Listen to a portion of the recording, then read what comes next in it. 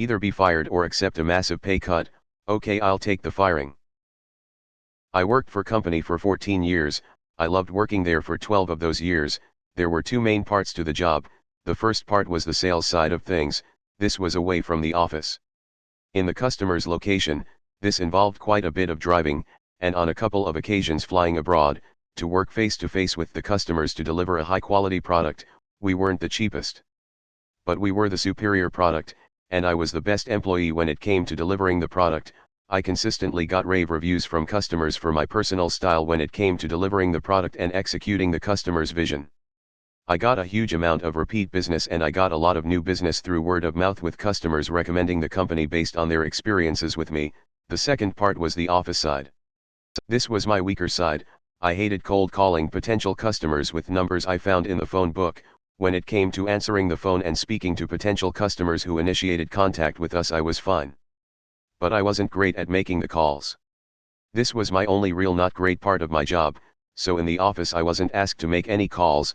Instead, I prepared product, designed new product, trained new staff members, ended up being one of the biggest parts of my job. I was also the problem solver, helping out whenever and wherever, filling in for sick employees whenever I could. I liked the owner and I liked the manager. I liked all the staff who were around me. All in all, it was a great job that I was really good at and took pride in. The company had been doing so well that the owner had slowly expanded over the 12 years since I started working for company. I had joined about 3 months after he started, so I'd been a part of this expansion. I worked out of my nearest office but often traveled to other areas to train their staff. I was loaned out, as it were, to other companies to help train their staff. At one point I was a guest lecturer at a university teaching medical students how to deliver complicated explanations to people who don't have the base knowledge that you yourself do. After 12 years I was on a decent salary. Not massive, but I was happy. Then the owner decided to sell off part of the company. He was selling the area where my local office was. He told me he would love for me to remain as his employee, but I would need to work from a different office.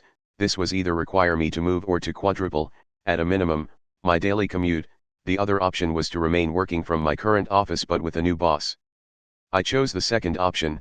Before the new owner bought the company, she worked alongside the staff for a couple of weeks to see how we operated. This was before any of us knew she was about to buy the company. As far as we knew, she was just another employee and she was shadowing us to learn. She came with me on assignments in the field and saw my abilities. When the sale was announced and we were informed that she was the new owner, everyone was very surprised. She made some sweeping staffing changes. The manager left to start her own business since the new owner was also going to be the manager. A lot of staff were let go. The secretary, myself, and a couple of newer hires were kept on. The new hires were on the lowest wages, not salaries. Anyone who had got to a decent level was let go, since almost everyone was on a 0-hours contract. She was able to do this. Whilst technically it was a new company for the customers, it was the same old business. The company still had the same trading name. The only real difference was that there was a new owner and the registered business name was now different. As far as the customers were concerned, nothing had changed. My job for the first few months after the sale was to train up the remaining staff to replace the more experienced staff members who had been let go. I recommended a couple of new hires who I had experience working with in the past.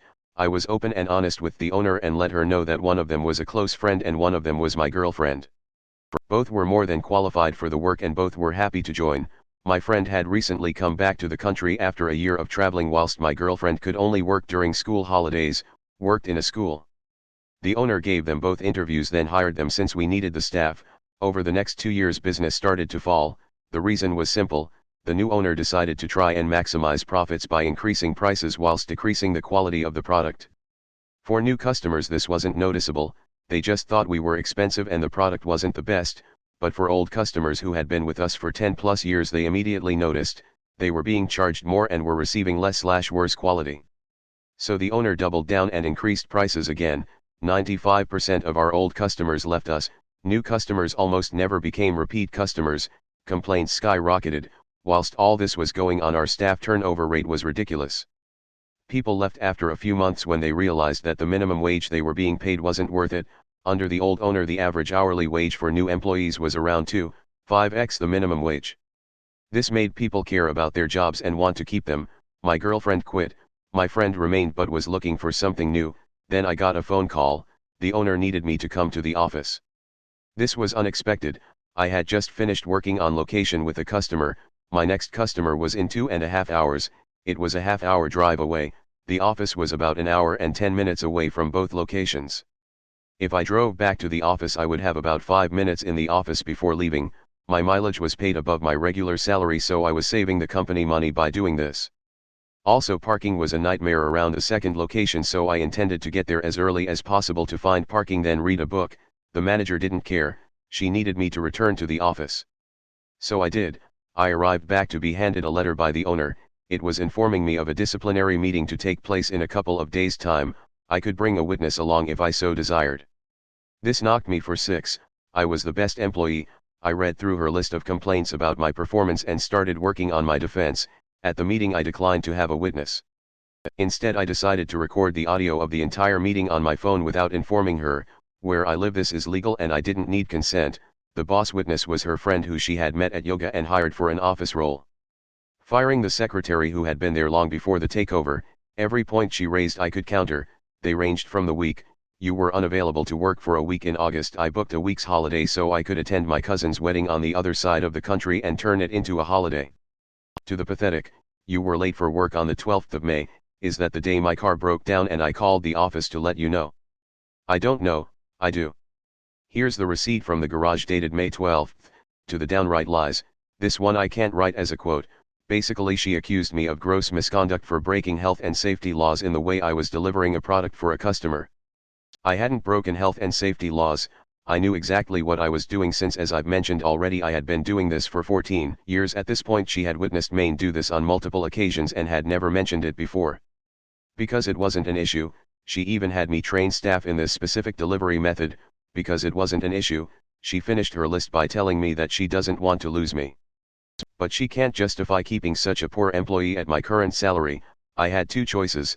I could either sign a 0-hours contract and work for minimum wage or she could fire me with 2 weeks notice.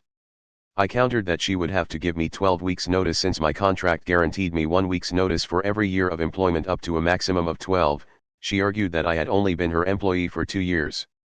Since before then I worked for the previous owner, I informed her that with how the business takeover had run it counts as continuous employment, I quoted the exact law and code that backed me up. She asked for a 30-minute break in the meeting to let me think about her offer, she went to call her lawyer, when she came back she informed me that since she was firing me for gross misconduct, she didn't have to give me any notice at all, if I wanted to remain and move to the 0-hours contract I could do that today, but if I didn't then she would have to fire me. But because she was nice she would give me the 2 weeks notice, I asked for a couple of hours to go home and think about this, she allowed this. I knew the reason she wanted me to remain for at least the 2 weeks was because one of our few remaining bigger customers were set to have a product delivery from me in that time. They would only work with me, the owner had tried sending other staff in my place on several occasions and each time there had been problems, it wasn't the staff's fault, it was just a very difficult delivery for a very specific customer which needed to be perfect. As a result this customer would only deal with me, I called the office and spoke to the owner. I declined the offer of a 0-hours contract and said I would be leaving, she then said she was giving me my 2 weeks notice. I declined her offer of 2 weeks notice, I informed her that if I was being fired for gross misconduct then surely I cannot be relied upon to safely deliver the product, therefore it would be best for everyone involved if I didn't return to work. She panicked and said that she needed me for those 2 weeks, I feigned ignorance and let her know that I was just thinking about what's best for the company. After all you can't have unsafe staff delivering your product to your customers. However if she wanted to rethink the gross misconduct accusation then I would work my 12 weeks notice, they were her options, 0 weeks or 12, she chose 12, for those 12 weeks I worked the same way I had for 14 years. I didn't coast, I didn't slack, I didn't badmouth the company on my way out, I continued to train new staff, I continued to deliver the product in my own personal exceptional way. I also got in touch with an lawyer who was a specialist in employment law. For those 12 weeks the owner barely spoke to me, she resented the fact that I knew my legal rights and didn't just believe her lies, she hated the fact that I could defend myself. She was petty, she accidentally dropped my mug in the kitchen breaking it, most petty of all she paid for every member of staff in the office to have a spa day, except me, I was asked to work my day off to answer the phones whilst everyone else was being pampered. Nobody knew I hadn't been invited until they arrived at the spa and I wasn't there.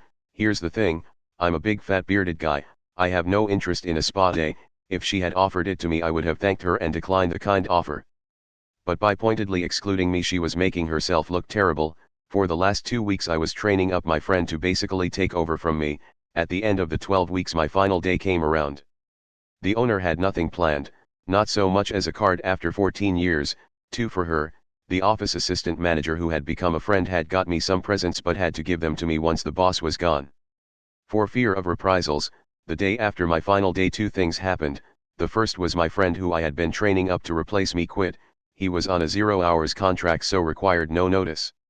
He was unhappy with her treatment of me and was unhappy that she expected him to do my previously salaried job for minimum wage. He hadn't informed me of his plans to leave and I only learned of it when he knocked on my door in the middle of the day when he should have been at work to let me know. The second was the owner received a letter informing her that I was bringing legal proceedings against her for constructive dismissal, unfair dismissal. I had arranged this with my lawyer to be delivered the day after my final day. According to the office assistant, she went pale and started crying before leaving the office to call her lawyer. She refuted my claims for constructive unfair dismissal, said it was gross misconduct, tried to come up with some more reasons for firing me. But the truth was that the company was making less money because of her business practices and I was the highest, and only, salary. I had evidence that I was a great employee. I had evidence that she asked me to move to a 0-hours contract. She initially tried to deny this since the gross misconduct fabrication makes no sense if she wanted me to stay, but once my lawyer provided hers with a transcript of the entire meeting along with a copy of the recording, she knew she was fudged. Still she let the case drag on for over a year. I think she hoped that the legal fees would lead to me dropping the case. Little did she know my lawyer was working on a no-win no-fee basis. Whilst hers wasn't, she ended up settling out of court. The aftermath: the office assistant who had become a friend quit a couple of months after I left. She hated how I was treated and didn't feel safe working for such an untrustworthy boss. Several former customers contacted me personally to inquire why I was no longer with the company. Apparently the owner was telling them that I just quit. I informed them that I had been fired for cost-cutting reasons. They moved their business elsewhere. Several offered me jobs. One went so far as to offer me a part-time job and to pay for me to attend college to earn a degree required for them to hire me full-time. This was a lovely offer, but they were one of the customers who were a bit too far away to commute and I wasn't ready to move. In the end I found a new job in a different industry where a lot of my skills transferred over. Currently earning more than I was working less hours and for better owners. The business is floundering. COVID left the new owner desperate for cash. She cancelled orders but refused to refund customers money, citing an act of God clause in the contracts. The business Facebook and Google reviews have tanked. Most staff left. The business is still afloat but barely. TLDR owner fired me as a cost-cutting measure. I sued and they ended up settling out of court, whilst the person they planned to replace me with quit. A hard-working employee with good work ethics is worth their weight in gold. Happy employee equals better work. Not sure why a lot of upper management doesn't seem to understand this simple formula. Good for you. Seems like people got what they deserved. That felt like a slow burn revenge and I love it. A very pleasant read. In the end, the arrogance and ignorance of someone thinking their best employee can be replaced at minimum wage. Thanks for watching. If you enjoyed this video, give it a like and subscribe. It's free. Check out some other videos I've made.